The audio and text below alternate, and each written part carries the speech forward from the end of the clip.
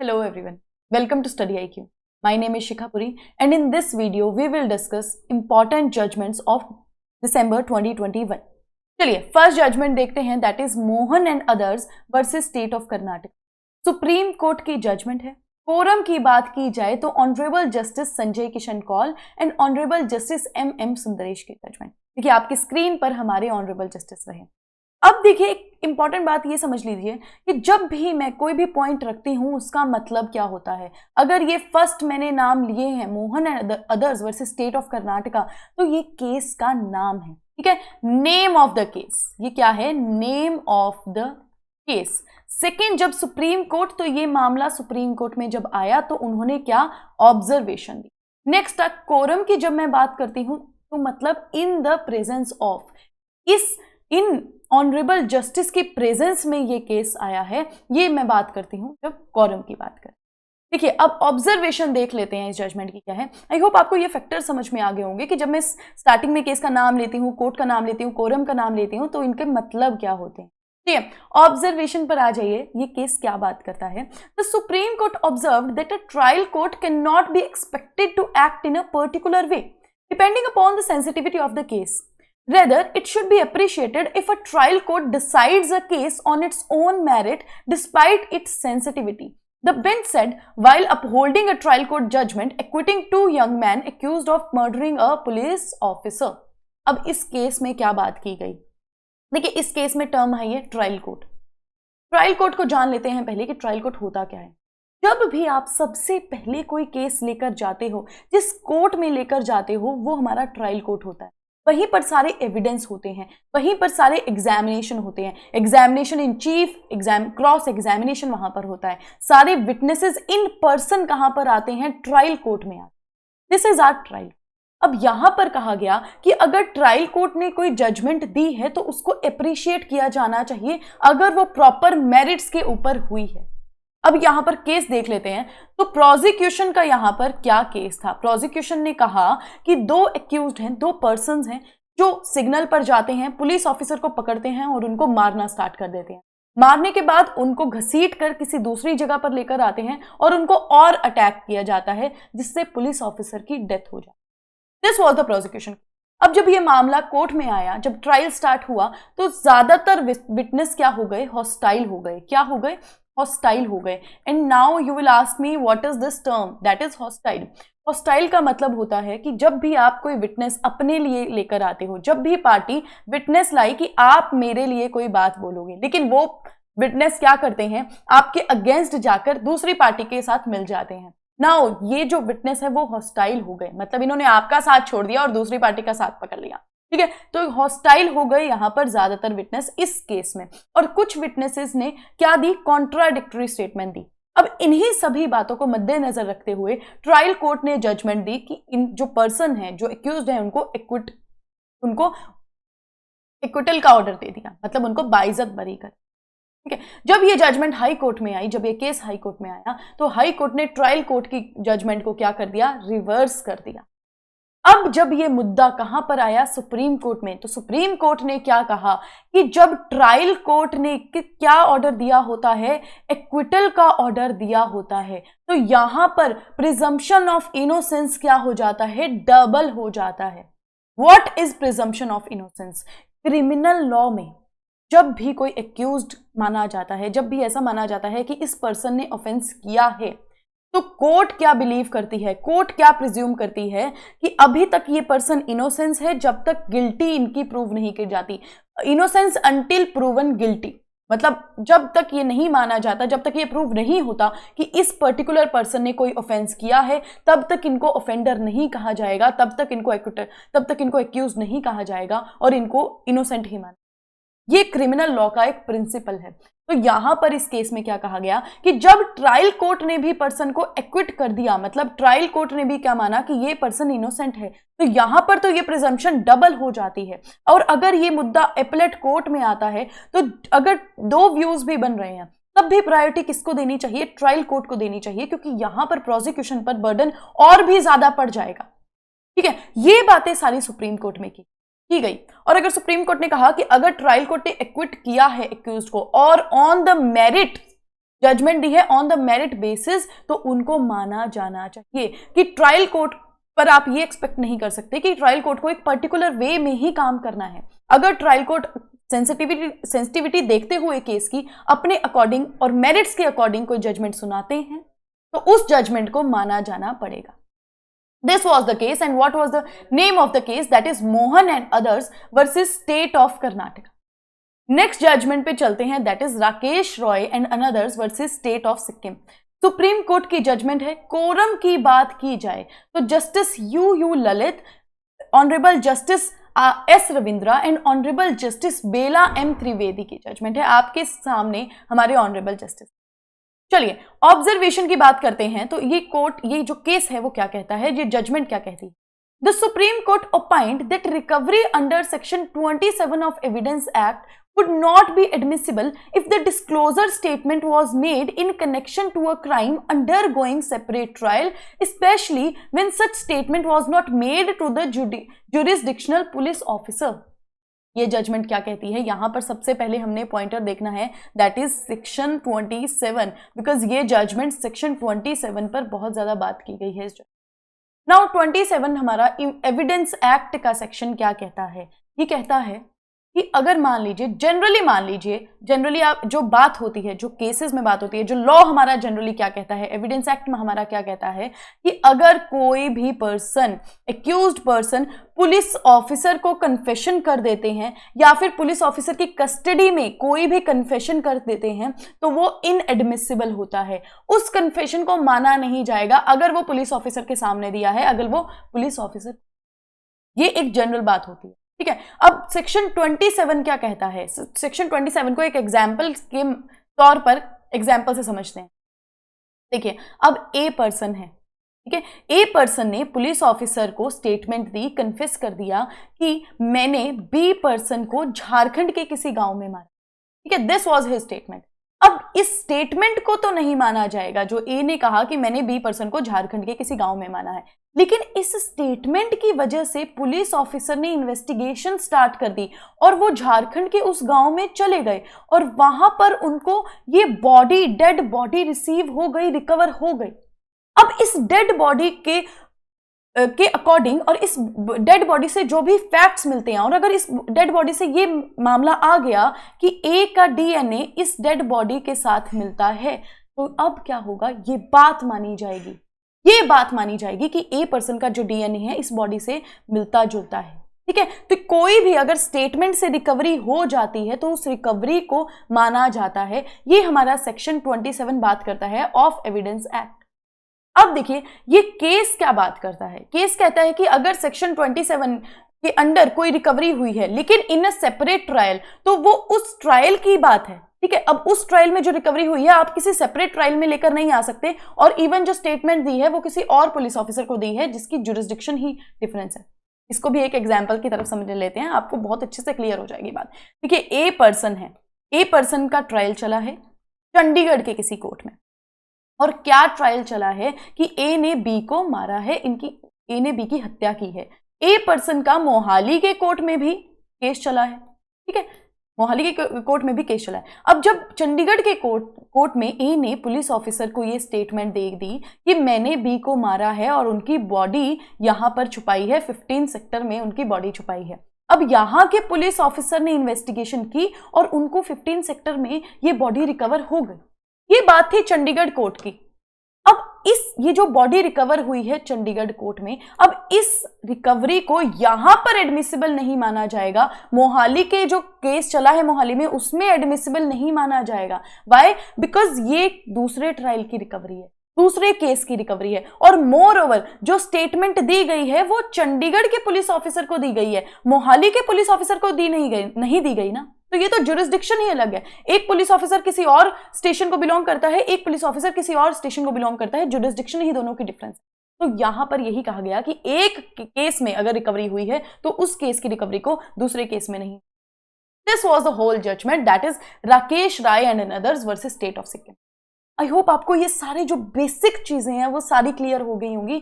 मैं बहुत ट्राई करती हूँ कि हम चीज़ों को बहुत ही ईजी वे से पढ़ जाएं ताकि आपको एक एक चीज़ जो है बहुत अच्छे से क्लियर हो जाए और आई होप आपको क्लियर हो भी गई होंगी। नेक्स्ट जजमेंट पे चलते हैं, that is state of Bihar and others versus Madhukant Ranjan.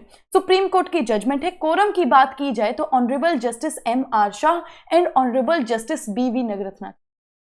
Observation में इस जजमेंट में क्या कहा गया?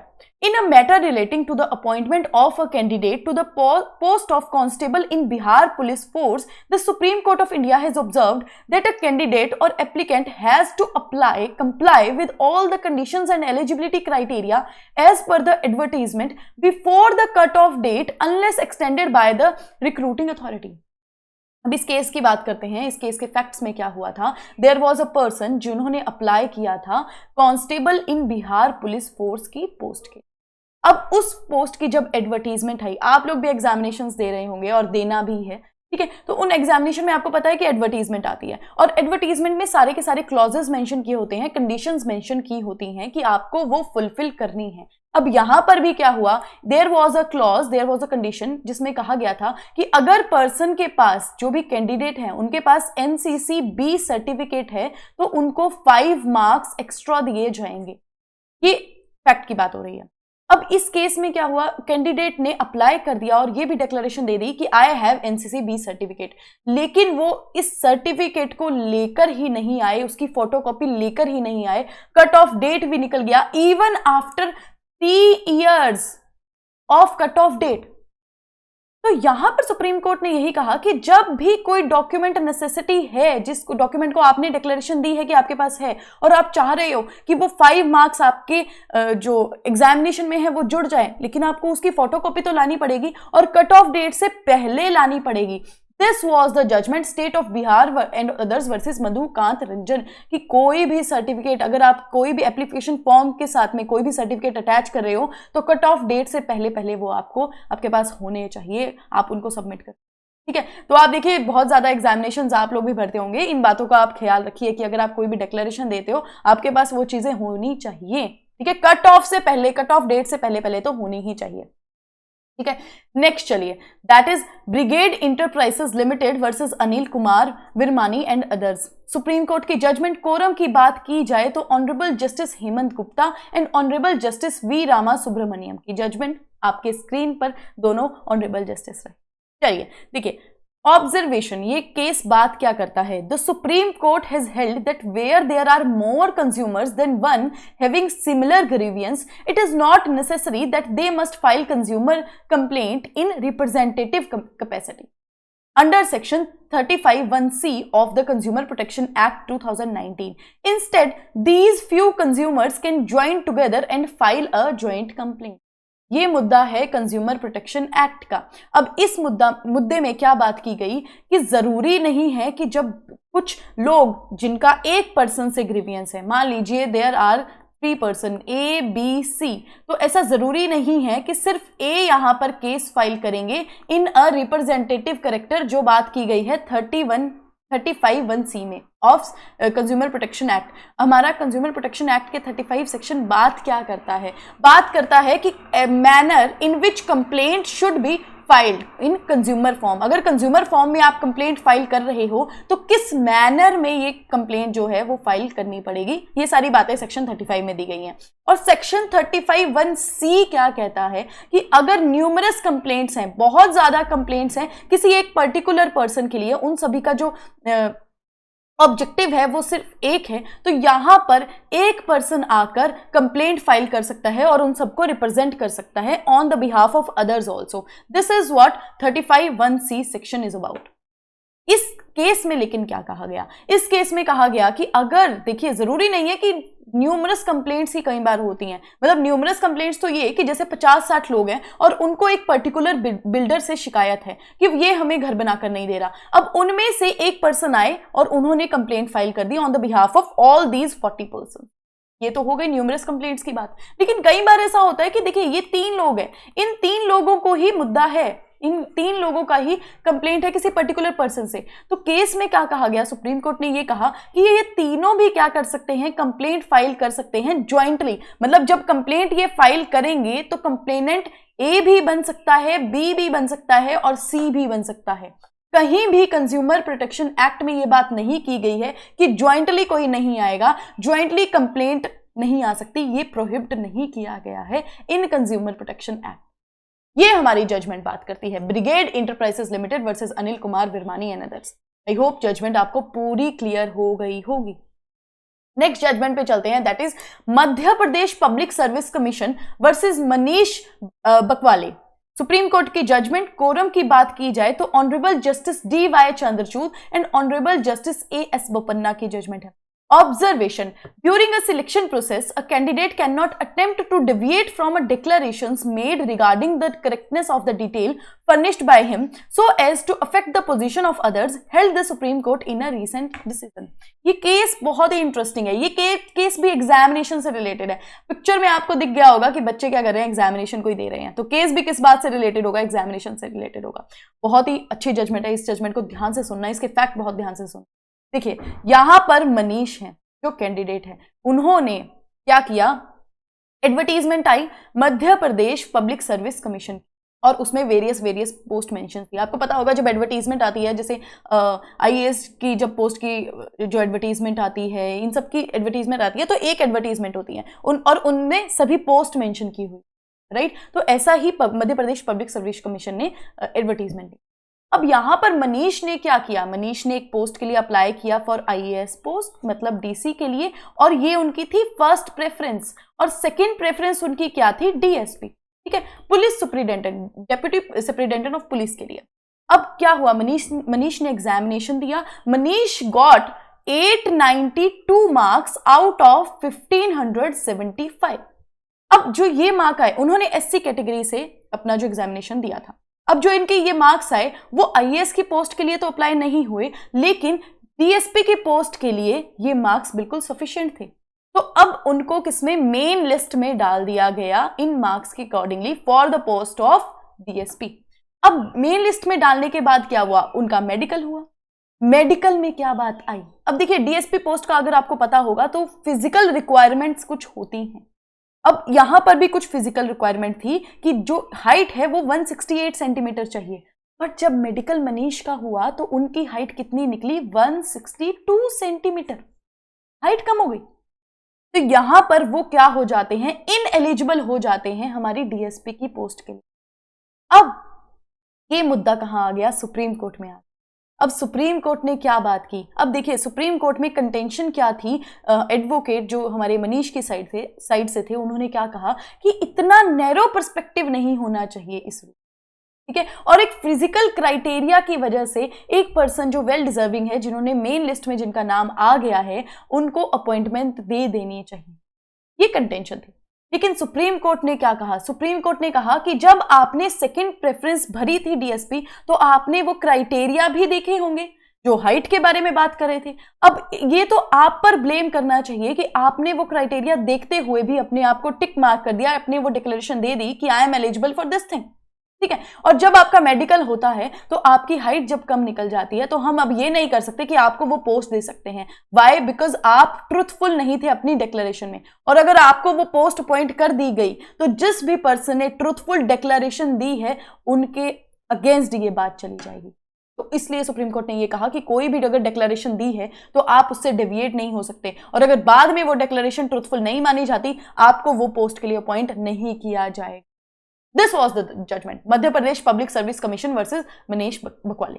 आई होप जजमेंट आपको बिल्कुल क्लियर हो गई होगी, जो भी फैक्ट्स हैं वो बिल्कुल क्लियर हो गए होंगे। ये जो जजमेंट है वो आपके लिए भी बहुत मायने रखती हैं, बिकॉज यही है कि एग्जामिनेशन जब भरते हुए एडवर्टीजमेंट को बहुत अच्छे से पढ़ा कीजिए, जो भी क्लॉजेज होते हैं उनको बहुत अच्छे से पढ़ा कीजिए, ठीक है। नेक्स्ट जजमेंट पे चलते हैं, that is Parvati Devi versus state of Jharkhand and others. Supreme court की जजमेंट, कोरम की बात की जाए तो honourable chief justice of India N V. Ramana, honourable justice Suryakant and honourable justice Hima Kohli की जजमेंट। ऑब्जर्वेशन देखिए ये जजमेंट क्या कहती है, आपके सामने पिक्चर है, आपको कुछ ना कुछ तो आइडिया हो गया होगा कि ये जजमेंट बात किस बारे में कर रही है। Observation देखिए, the Supreme Court has observed that once the prosecution is able to establish that woman was subjected to cruelty or harassment for or in connection with any demand for dowry soon before her death, the court shall proceed on a presumption that the persons who have subjected her to cruelty with demand for dowry have caused dowry death under section 304B of IPC. अब इस case में क्या कहा गया, सबसे पहले section 304B IPC क्या होता है, डाउरी डेथ के बारे में बात। अब इस केस में क्या कहा गया कि अगर प्रोसिक्यूशन ने इतना इस्टेब्लिश कर दिया कि जो भी पर्सन जिनकी डेथ हुई है, जिन लेडी की डेथ हुई है, उनसे पहले डाउरी मांगी जा रही थी और वो क्रुएलिटी की शिकार थी in relation with this dowry, तो यहां पर अगर उनकी डेथ हो जाती है तो ये माना जाएगा कि जो पर्सन डाउरी मांग रहे थे उन्होंने ही ये डेथ की है, मतलब डाउरी डेथ यहां पर हुई है, ये मान लिया जाएगा। ये जजमेंट बात करती है। देखिए, अगर प्रोसिक्यूशन का केस थोड़ा वीक भी है ना इस सिनेरियो में, जो डाउरी डेथ के सिनेरियो होते हैं, लेकिन प्रोसिक्यूशन ये एस्टैब्लिश कर दे कि क्रुएलिटी हुई है इन रिलेशन विद डाउरी, तो यहां पर ये मान लिया जाएगा कि डाउरी डेथ हुई है यहां पे। ठीक है, this was the judgment Parvati Devi versus state of Jharkhand. Next आ जाइए, that is Murthy versus C Sarandbala. Supreme court की जजमेंट। कोरम की बात की जाए तो honourable justice L Nageswara Rao and honourable justice B V Nagarathna की जजमेंट है। ऑब्जर्वेशन, ये जजमेंट बात क्या करती है? The Supreme Court observed that onus is placed on the propounder to remove all suspicious circumstances with regard to the execution of will. Merely because will was a registered one, that by itself would not mean that the statutory requirements of proving the will need not to be complied with.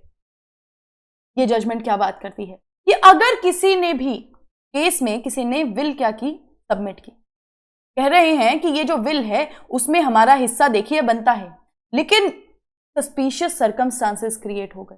ठीक है, ऐसे circumstances create हो गए जहां पर will की जो authenticity है उस पर क्वेश्चन आ गए। जो दूसरी पार्टी थी वो अपनी विल लेकर आ गई, तो यहां पर ये प्रूव करना कि मेरी विल जो है बिल्कुल सही है, ये किसका ऑनस होता है, ये किस पर प्रूव करना का बर्डन जो है वो किस पर आता है, प्रोपाउंडर पर, जो विल लेकर आ रहा है। ठीक है, जो विल सबमिट करवा रहा है उस पर ये ओनस आएगा कि आप ये सारे फैक्टर्स प्रूव कीजिए कि योर विल इज राइट, आपकी विल है जो सही है और आपका जो हिस्सा बन रहा है विल में वो आपको दिया जाएगा। ठीक है, दिस वाज द जजमेंट। ठीक है, मूर्ति सुप्रीम कोर्ट की जजमेंट, कोरम हमने बात कर ली। ठीक है, आई होप आपको, देखिए हमारे ऑनरेबल जस्टिस भी आपके सामने हैं, आई होप आपको ये जो सारी जजमेंट है वो समझ में आ गई होगी और बिल्कुल अच्छे से एनालाइज हमने आज जजमेंट्स को किया है, एक एक फैक्ट पे बिल्कुल अच्छे से गहरे तरीके से बात की है, तो आपको ये जजमेंट सारी समझ में आ गई होंगी और आपने अच्छे से पढ़ी होंगी मेरे साथ। ठीक है, देखिए कोई भी आपको अगर क्वेश्चन है, कोई क्वेरी है, प्लीज लेट अस नो, आप कमेंट सेक्शन में वो हमें बता सकते हैं। तब तक थैंक यू सो मच।